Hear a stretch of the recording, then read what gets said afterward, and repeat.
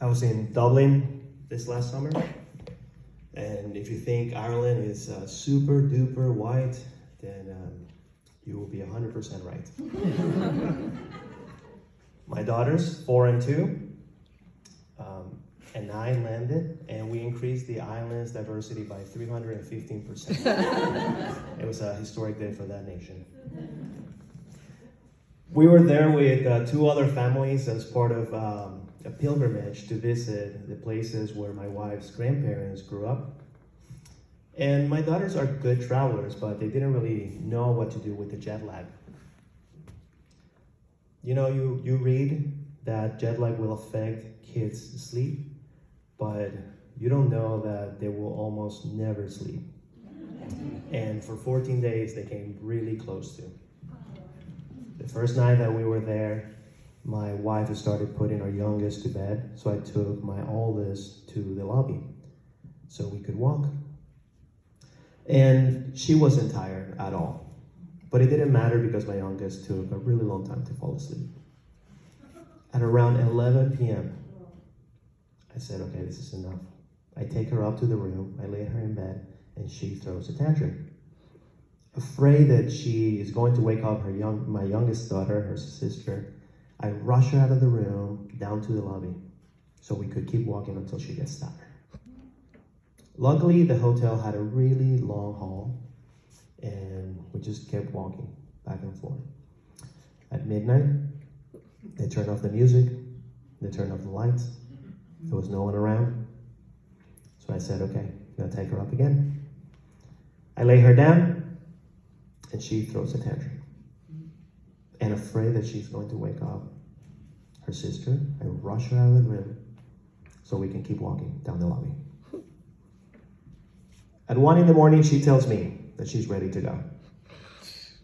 So I bring her up, I lay her down, and she throws a tantrum. But she falls asleep. And then she wakes up my youngest, who starts crying, and afraid that she's going to wake up her sister.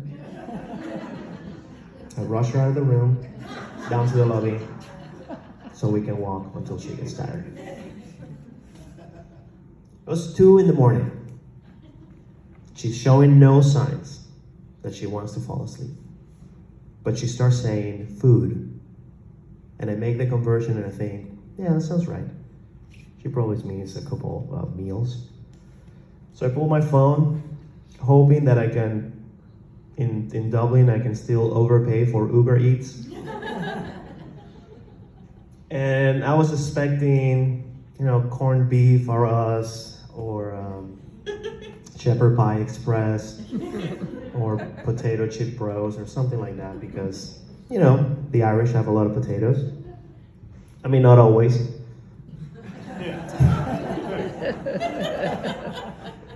Not during the famine. No. But most of the time. And what I saw was a wildly, this exotic options, and the top 3 were kebabs, Indian, and sushi. For a 2-year-old. I thought sushi was the safe bet.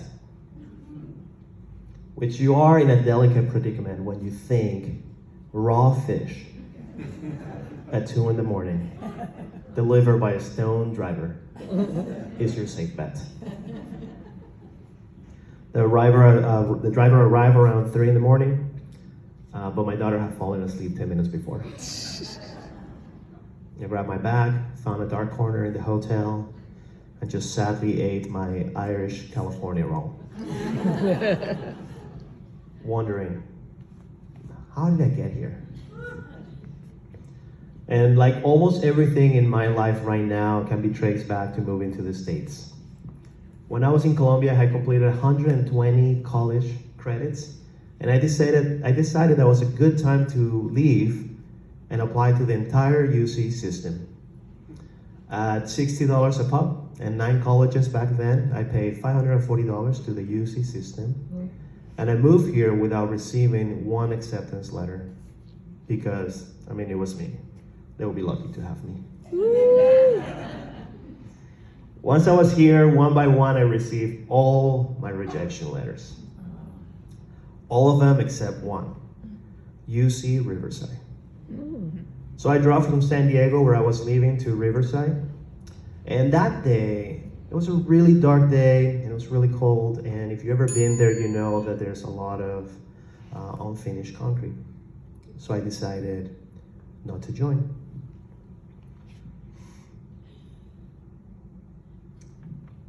It took me a year to actually join the community college, and there I met my wife.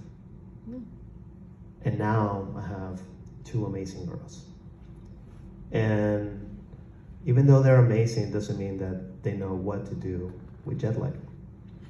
They would eventually get over it during the trip. We visited 10 cities in 14 days, which is as close as I've come to running an Ironman triathlon. They got over the jet lag just in time to come back to Petaluma and get it here. And the next morning, they thought it was 3 in the afternoon, but it was actually 4:30 in the morning. They were running around and having a great time. And by 5, we were all sitting at the dining table having breakfast.